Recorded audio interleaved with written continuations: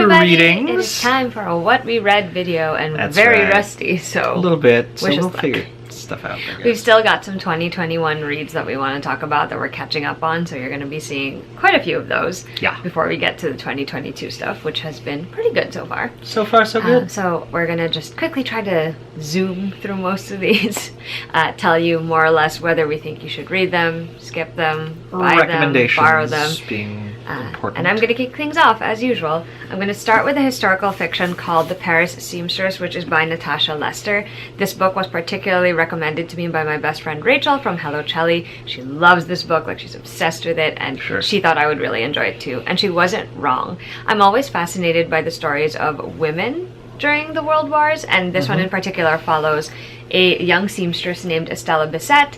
She ends up fleeing France and going to New York City, trying to make a life for herself there, and she is into fashion. She's actually a seamstress. There's also another timeline in the story, and it follows her daughter. No, not her daughter, so her granddaughter, actually. It just so happens that the Met is now doing a tribute of sorts to her grandmother, all of the fashion contributions she's made through the year. But the granddaughter soon finds out that there's actually more to the story of her grandmother fleeing France, and there's like tragedy there, there's some secrets there. It's very compelling. I listened to this in audiobook and I thoroughly enjoyed it. I never felt lost even when we were transferring between one timeline and the other. I do think that this is one of those stories where it's got a very specific perspective during the war, and it will really be contingent on whether you like either of the characters that you're following if you're going to enjoy the story, basically. I really liked it. I thought it was definitely something eye-opening. It gave me a lot of feelings, and I really was in it for the long haul with all the twists and turns, so I am glad I finally picked this one up. The next two books I'm going to talk about are in a middle grade duology that completed in 2021, and that's Eva Evergreen. So we have Eva Evergreen, Semi-Magical Witch, and Eva Evergreen and the Cursed Witch. If you recall, I've already actually talked about this first one, but I just had to mention it here because I actually reread it again, and I still cried, so that says something about this book. It's about Eva, and she wants to become a witch just as talented and successful as her mother. However, unlike her mother, Eva only has a pinch of magic, and so when she is finally sent off on her, quest, a la Kiki's Delivery Service type thing, in order to aid a town, she has to figure out a way to just use the pinch of magic she has in order to attain her goals. And it's so emotional, and it's so whimsical and magical, and I really enjoyed this. This book is actually equally so, except that it has, or it felt a little bit to me like it had a slightly darker undertone. Wow. Because in this one, I can't really get into the plot, but it does hinge on something that happens in book one that you've learned about, and it just wraps everything up so beautifully for Eva and her friends. It's so enjoyable just to be back in this world and with all these characters, and to see these sort of darker aspects of Eva's life now that she has taken a step forward in her journey towards becoming that witch that she wants to be. It's wonderfully done. I thoroughly enjoyed it. Did not expect it to go the route that it did, but definitely would say that this duology in general is one of the best middle grade duologies I've ever read, and I would highly, highly recommend checking it out. Speaking of middle grade, we have another middle grade series. This one is still ongoing, and there are only 3 books out, and that is the Morrigan Crow series. So Nevermore, The Trials of Morrigan Crow is the first book. Then we have Wondersmith, The Calling of Morrigan Crow, and Hollowpox, or The Hunt for Morrigan Crow, and these are all by Jessica Townsend. So these editions are the UK editions, in case you were wondering. I reread Nevermore because it had been a couple of years since I'd done that, and it was just magical. I'd heard great things about the audiobook, so I went with that route, and it was so good. So Morrigan is a young girl that is destined to die on her 11th birthday, but she gets rescued by this sort of eccentric individual named Jupiter North, and he takes her to someplace else, and she goes to live at his home, which is the Hotel Deucalion. And he decides that she is going to try and compete for a spot in the magical school of this world, hence Trials of Morrigan Crow. And it is delightful and whimsical. There's just something about this world that comes to life so well with Jessica Townsend's words. And Morrigan herself is a wonderful character to follow. You see how her entire life has been defined sort of by the knowledge that she is going to die on her 11th birthday, and how she's wrestling with the reality that she doesn't have to die. Maybe actually her life means something more. Wow. And it's just wonderful and whimsical. And the rest of the series follows that too, although with each of the books it gets sort of like, as they're growing older and as they're experiencing more, all of the characters in this book have to face more and more dire situations, really. And I honestly wasn't expecting how dark sometimes they could get, but it was done in a way that felt very series that we shall not name on this channel anymore esque, with the whole magical school aspect and all of these like individuals where the adults sometimes keep secrets because they think the kids can't handle it, and the kids end up finding things and realizing things. It's just really good and really magical, and the way that this one ends, it's like I don't know anymore how the series is going to play out in a good way. I'm eager to find out. So yeah, I would highly recommend checking it out. If you are an audiobook person, definitely try to check those out because it's beautifully done. It's a great series. I can see why everyone loves it so much, and I definitely think it's a standout in the middle grade genre. Alright, so 2 more books we're going to talk about. The first one is Much Ado About You, which is by Samantha Young. Again, another book that my friend Rachel recommended to me. This one is about a woman named Evangeline. She ends up deciding that she is going to rent this place in Scotland where you can also run the bookstore. So basically you rent the apartment, but you're also running the bookstore attached to the apartment. And she sort of needs to get away from like her real life, and she decides to do that by going to Scotland. It's delightful and wonderful because she obviously grows into herself a little bit while she's away on this journey, but she also meets all of these individuals in this small Scottish village that she ends up like just falling in love with or becoming friends with, and it's wonderful. It's heartwarming. It was exactly what I wanted to, you know, read at the time because I needed something that would be heartwarming and just make me happy, and this is exactly that. I also would love to have the same sort of responsibility where I get to rent a place, but also, actually, now that I think about it, I don't remember if it was English or Scottish. Maybe I'm just making up the Scottish and like projecting it onto this book. It might have been an English village now that I think about it. But it was just fun to see Evie sort of ingratiate herself with the people of the village and just get involved in their little community and sort of carve out a place for herself and maybe reevaluate what she really wants out of her life. And I really enjoyed that, so definitely enjoyed this. And last for this section, one of the contemporary romances that I enjoyed the most last year was The Soulmate Equation by Christina Lauren. So lately, like, Christina Lauren books have always been enjoyable for me, but none of them really were standouts until The Soulmate Equation, because this book was a delight from start to finish. So the entire premise is that you can basically find your soulmate through DNA matching, kind of. And it just so happens that the main character, she ends up doing this, and it turns out that she is 98% compatible with one of the guys who is behind this DNA matching program. And of course that sets them up to be like a perfect pair, sort of a pair that is like the anomaly and the best example for this program. And so they, you know, end up having to get to know each other and sort of realize like there is a real connection there. I did not know where the story was going to go. The premise is a little bit out there, obviously, but it is a great sort of what if, and I think the authors did a wonderful job bringing it all home. I love the way that they the characters popped off the page here. The secondary characters especially were such a treat, and for me, like, not only does your main couple have to be someone or some people that I can root for, I also love it when there's like a full cast of like background characters who are just like, they come to life so much, and that definitely happens in this book. I also enjoyed how the relationship played out, which is important for any romance. Like, I was a little concerned that we would go down the route of like overly dramatic conflict makes everything blow up, but actually what happens is very real to this premise. Like, it felt like the organic way that things would have played out for both the main characters, and I just enjoyed it so much. I actually considered rereading it once I got this paperback copy. This has just come out in 2022. It actually originally came out in hardcover, but it's so good. Like, this is one of the Christina Laurens that reminds me of their older work a little bit. There's like the charm and the romance and like the heartwarming feeling when you finish the story. It was great. Highly recommend checking it out. I shall pass the baton.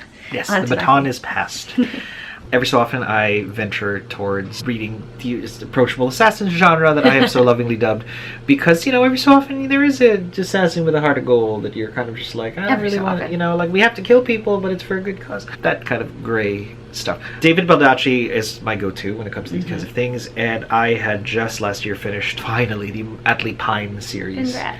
I had finished Daylight and Mercy. Again, at the end of the day, all the David Baldacci stories always center around one, maybe two central characters that are specialists in law enforcement or the army or the CIA or what have you, and interspersed with whatever larger threat that looms that protects national security is always their like personal lives. In this case, ATLEE Pine lost her twin sister to a really terrible kidnapping assault back in her childhood, and is now just trying to uncover the mystery behind that so that she can get back to her own life. Not to be too spoilery, There's a reason the last book is named Mercy, while at the same time her, you know, presumed to be dead and disappeared sister was also named Mercy.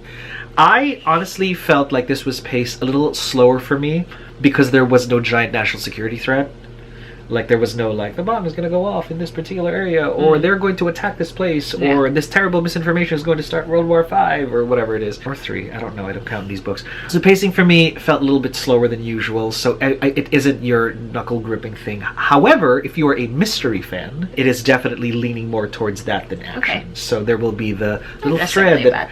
And it's always two mysteries, right? It's always the overarching mystery of, you know, who killed Mercy, who kidnapped her, versus, you know, well, what's happening now? Well, I stumble upon, you know, more like, she just happens to find crime and conspiracy wherever she finds like a clue about her sister, which is crazy. So that kind of drove me nuts. That's pretty much the whole experience, because I wanted like fast-paced, oh my gosh, the threat is coming. Here is just like mystery after mystery after mystery, and that's not really my thing. It's very Dan Brown, very like, you know, here's the crucible and we'll promise you a few things that will resolve in the end. Do I recommend it? I'm just glad that it sort of moved away from, it's kind of like female empowerment in a really heavy-handed way. I'm all for that. I love, like, 90% of the characters that I read and watch are mostly like strong female characters, but in this case it was pretty much like you don't have to say it. It's like, I am the immortal Iron Fist. There's really only one time you can ever say that before it gets a little heavy-handed. So to sort of in the start, ATLEE Pine like saying, yeah, women are awesome, we're gonna do, and it's like, even like women who are strong don't even do that. Like, they don't, like, they just are. Their actions sort of like speak for themselves. So while I'm not against the declaration of same, I feel like that could have been handled better. So that drove me a little bad. If you can get past that, and if you like mysteries and you like the thrill, go pick it up. I'm still a Diva Badashi fan. It's just, there's a cameo in Daylight that I don't want to spoil from a character. Well, it's on the blurb, but sometimes blurbs can be spoilery. That I recommend from the David Baldacci verse. That I was just like, yeah, I love that guy. It's gonna be awesome. And he, in no way, form, or fashion, took any thunder, stole any thunder from ATLEE. Anyway, TERCIEL and ELINOR next. TERCIEL and ELINOR is a Garth Nix book set in the Old Kingdom universe where Abhorzans are people who have the ability to make sure that the dead stay dead. So it's kind of like reverse necromancy, or proper necromancy, one might even argue. Because, you know, use your powers to manipulate the dead to make sure that they just don't stay where the living are. And that's always cool. And this happens to be about the parents of the main character, Sabriel, in the sort of like series. What I do feel, so this one's pretty quickly paced, like 100%, just like, it's just a roller coaster from top to bottom. The caveat being, if you like fantasy necromancer stories and zombie apocalypses, because technically the dead are just constructs that sort of come back to, yeah, like that, exactly, like, because that's traditional international ASL for zombie. It's not. I felt like it rekindled the awe that you have for the Old Kingdom, the way Sabriel actually does, which is kind of ironic that Sabriel really does that, and with Lyrian and Abhorzan, the other two of the trilogy, you sort of just are banking on whatever Sabriel sort of like built. This really gives you a revisit of the bells of, not Notre Dame, of the Abhorzan. There are 7. While I definitely enjoyed it, there are some, like, you know, if you're not against insta relationships, I don't want to say love though, but if you're not against that, that's fine. Do I recommend it? If you're an Old Kingdom fan, sure, pick it up. It's great. It's the better of the prequels, to be honest, just by any measure. It's just heartrending and kind of horror-y, I want to say. So that's its own thing. Last but certainly not least, I have been on a Henry Neff fandom spiral, I want to say. And I say that like I read every single book in the series. I actually did not, but I mention this because finally in print for the first time, so please, if ever you have fun, if you ever like this series, Tapestry's 5th book, The Red Winter, has been self-published. So it only existed sort of like in digital, and the fact that I think Henry Neff had to publish this on his own means they probably didn't pick it up. And it's such a good ending to the entire trilogy. And think about it this way, there's so few Me and My Friends Save the World stories that actually fail in book 2. Big spoiler, because they can't stop the apocalypse. I think that's the biggest draw. I mean, it's kind of a spoiler, but at the same time you want to know what you're in with the whole long haul for, because majority of the story takes place in the post we lost the world to the demons kind of thing, and that makes for some crazy, you know, middle grade that bleeds into YA. So it draws heavily on Irish mythology, what with the main character, you know, being this, you know, like being the Hound of Rowan, I want to say, with the, you know, the spear and all that kind of crazy stuff. And so you'll meet Max McDaniels. I honestly feel like this was, it's long. I'll give it that much. And if you like the story and you're in it, you're in for the long haul, you just want to see what happens. It really has that whole this saga feel to it, where if you're not sold on it, you will be lost on it. And it's not even like that heavily high fantasy, because there's still a lot of like very, you know, contemporary references, because the world may have changed, but not too much. So this is always fun. Do I recommend it? Absolutely. I do recommend the Tapestry. In fact, I only stumbled upon this Tapestry series because I picked up Imperium, which I also read, at a Comic-Con ages ago, or probably a book con, and I thought, I'm sure that it was on this channel, whichever one that was. Exactly, which is set thousands of years after the events of the Tapestry, and so I'm majestically spoiled for like a bunch of things, and I'm just like, oh my god. So I treat these books as prequels now, because there is a ship here that I will die on every hill for, and I have loved these stories so much that I sort of like come back to them, right? So here it's really just more about a friendship and a kingdom and finding your place in the world, while at the same time preventing some terrible, terrible, terrible stuff from sort of like re-happening to the world. At the end of the day, I feel like this is a story you can keep coming back to, and that's exactly what Henry Neff sort of like wanted to set out and do, you know, to do in the world, is to write stories you want to come back to. And so this is totally my jam. Clearly, because you've read it more than once. Oh yeah, and I will read it probably again this year. Wouldn't be surprised. By the way, if you can hear background noise, that's just the dishwasher going. And don't we love that? I mean, New York apartment life, right? Okay, my turn. We have a couple more things to talk about before this video is done. The first is a series, the 2 books I reread. 1 book is new to me, and I still haven't read the other 2 books that I need to. But I am going to be talking about the Witchlands series, which is by Susan Dennard. So that starts with Truth Witch, continues on with Wind Witch, and then there is Sight Witch, which has the sticker on it. Don't mind that. Anyway, the series begins with 2 best friends, Safi and Isolde, and they end up having a con gone wrong. And it kind of leads them into this rather epic adventure where they realize they are now heavily involved in the political machinations of some of the countries surrounding their own. Isolde and Safi do end up having to deal with some rather difficult things, both together and apart. Yeah, that's pretty much how the series starts. It definitely evolves from there because we gain more perspectives, we gain more characters as the series goes on. That's true of the second book and the novella that I just showed you, and I am sure it is true of the 2 that I have not read. So, rereading Truth Witch was a delight. I loved this book the first time I read it. I loved it the second time I read it. Loved it this third time that I read it. And I think there's something in particular about this first installment of the series that will always hold a special place in my heart. I just love the way that Susan Dennard wove this, you know, world and these characters into existence, and how she put it all together. So I would recommend this first book.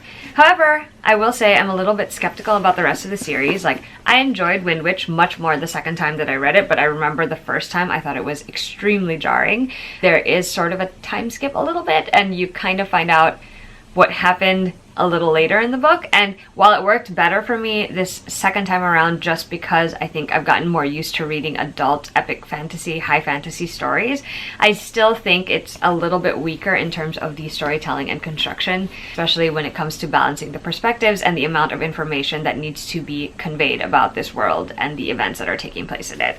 I did, however, really like Sight Witch. So Sight Witch is a prequel about one of the characters that becomes a major part of the series, Ryber, and you kind of see her history and how things go down for her. And I like this one because it is told in a very unique format. There's a lot of journal entries, and there's also a couple of illustrations in this, and I like learning more about the world through this alternate perspective. So this one I actually enjoyed quite a bit.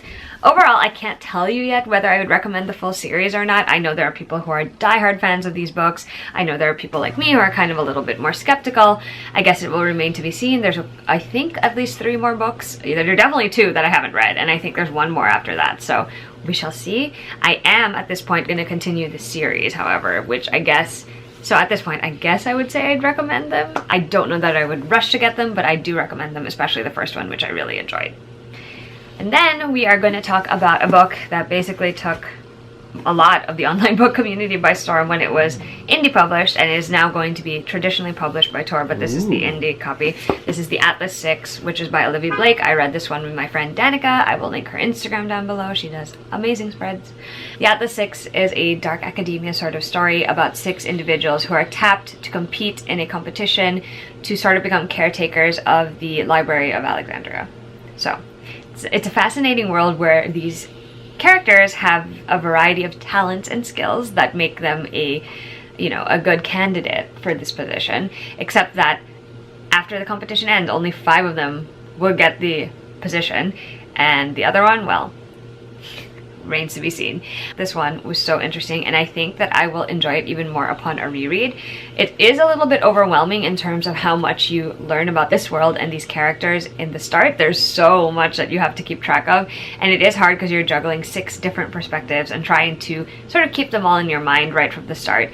I really like that though, because I like big casts of characters and I like learning about them. Not all of them are particularly likable characters, but I think that's what makes it more fun, because you just don't know for sure which one of them is going to, actually betray the others, or which one is unexpectedly going to become an ally. And I think that's part of what makes it so fascinating, because there's this sense that you really can't trust anything that you're reading or hearing or seeing about the story through the characters' perspectives. And I love that feeling. It's very atmospheric to me. I do want to reread the newly edited, newly published version. I do think that there were a few things tweaked here and there, so I am curious to see what has been changed a little bit. This is something unique, something different. It requires a little bit more, I guess, attention while you're reading it. I had to reread a couple of passages here and there just to make sense of what I was sort of seeing conveyed on the page. But overall, I like this. I do think it's a promising start to a series, and I do want to read more by Olivia Blake. Nice. Then we're going to quickly talk about a reread. I read this book years ago. I think it must have been like 2013 or 2014, so it's been a while. That is Unearthly by Cynthia Hand. This is the first book in this trilogy, the Unearthly trilogy. It is essentially about a teen angel named Clara. She has been given her sort of vision of what she needs to do, her purpose in life, and it involves this guy from her school, and so she's trying to get close to him, trying to figure out how he's involved in this vision and how she can save him. But at the same time, she's also a teenager who is experiencing life as a teenager, and she just so happens to make friends and acquaintances and maybe fall in love. And I enjoyed this book. I enjoyed rereading it. It wasn't quite as impactful to me as the first time I had read it, when I thoroughly devoured the books back to back to back. But I did really find the concept of angels and their purposes and fallen angels very fun to read about, and I thought it was something that I hadn't read about in a while in this particular perspective.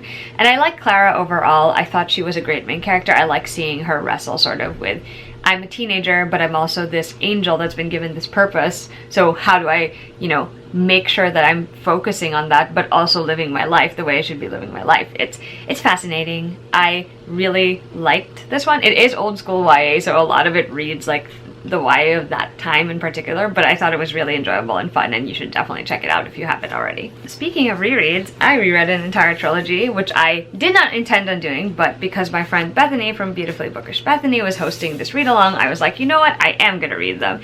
And I ended up being on some of her live shows for the discussions, and that is the Lord of the Rings trilogy. So we have the Fellowship of the Ring, we have the Two Towers, and last but not least, we have the Return of the King. So The Lord of the Rings is one of those series that I have mentioned more than once on this channel and on the blog, and I often talk about the fact that the first time I ever tried to read it, I fell asleep in the middle of the Fellowship of the Ring during the Council of Elrond. It was a time. But rereading it more as an adult, I have found that it's funny because I understand how essential that portion of the story is. Like, it no longer feels the same way it did to me when I was a teenager. Like, now I'm like, oh, okay, I get it. I really enjoy this saga. I think there's something about this Tolkien work that just, it stands the test of time, really. Oh, yeah. Like, I forgot how much of the humor that I sort of like associate with the movies and stuff is really actually in these books, and you're just like, it was you! You came up with this clever thing. I was surprised by that. I always get surprised by how much I love the characters. I enjoy the fact that we get to spend so much time with all of these different characters in different ways, and it's not always dark times. Like, there are a lot of dark times, obviously, because they're facing the imminent end of the world as they know it, but there are also like pockets of humor, pockets of like heartwarming moments, and there's like a teeny bit of romance if you squint. You know, it's there somewhere if you squint a little bit. I really enjoyed revisiting the series. I actually ended up listening to the first 2 books on audiobook. It was narrated by Rob Inglis, I believe, and that narration is so good. It just feels so epic. It feels like a saga, and it is the kind of story that does work very well as something that is told to you rather than you reading it yourself. Like, don't get me wrong, I read the last book myself, like I read the physical copy and I enjoyed that as well, but there is something to be said for someone telling you the story of like these hobbits who are like setting out in order to do the one tiny act that might change the fate of the world. And I'm like, just thinking about it just makes me feel so emotional, because I'm like, there's just something so epic about that. There is also, as far as I know, a new narrated version of the audiobooks, and I think Andy Serkis is the one who does it. I have not listened to that one yet, but I have heard it's also good, although it's slightly disturbing because yes, he is the but there is an interview out there where Stephen Colbert actually asks him, hey, how did you come up with all of the voices for like these 120 something characters? And it's a pretty interesting process, and he's a really talented, he is, I don't doubt it. I'm sure his version is just as engaging and just as fun. So until now, I will obviously say that I am a Lord of the Rings fan. Highly recommend checking out the series if you haven't already. It is fantastic. It is a piece of classic literature that pretty much stands the test of time for me. If I had something to criticize about it, it would just be me being like, we need more females on page time. You know what I mean? Like, females with agency that have more page time. That's what I would like more from those books. But other than that, like, it's still a story that pretty good, yeah. It's good. It just hits you right in the heart and right in the feels. Okay, the last book that we're going to talk about for this video is actually a memoir, and it is Know My Name by Chanel Miller. Chanel Miller is the young woman that she was previously known as the Emily Doe in the Brock Turner case, and this is her sharing her story. So I actually read this with my sisters and my cousin. We read it for our family book club, and I think it is my favorite of all the things we have ever read for book club. Not only is this a raw and very emotional experience that is recounted in the most eloquent of ways, it is also a story that, you know, a lot of young women, myself included, there are aspects of it that we find relatable, like the way we feel about certain things, like being out or walking and getting catcalled, or getting someone trying to get our attention, or like feeling unsafe or uncertain about certain things. I found a lot of that super relatable, and I think the way that she says it is just so matter of fact that anyone who reads it is gonna feel the impact of that. I think she is very talented at expressing all of her emotions in a way that comes across super honest, but also in a way that other people who might have gone through similar things to her may find relatable. It was a memoir that made me very emotional. I definitely cried a lot while I was listening to it, because I actually listened to the audiobook and she narrates it herself. It gave me some hope at times, because there were some people who were just good people who happened to have a part in this story, but it also was hard not to feel so desolate at times, because it was not going the way that you would want it to go in situations like this. It was such a powerful read. It was so impactful, and I'm very thankful that we decided to read this for book club, and I'm very honored that Chanel felt like she could share her story with the honesty and the grace that she did, especially the grace she extended to the other people who were involved. So this was so powerful. If you have not yet read it, I'm sure so many people have, but if you haven't yet read it and you can read it, check out any sort of trigger warnings and stuff like that, or content warnings, so that you're prepared. I would highly recommend checking this one out.